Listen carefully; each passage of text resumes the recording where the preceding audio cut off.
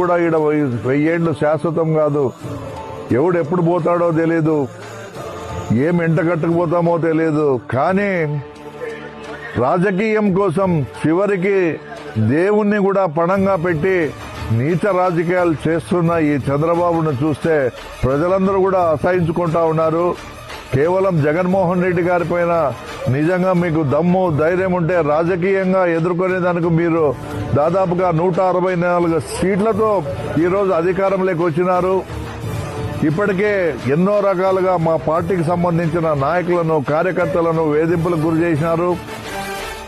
పోలీసులతో మీరు ఇక్కడ పరిపాలన చేస్తా ఉన్నారు.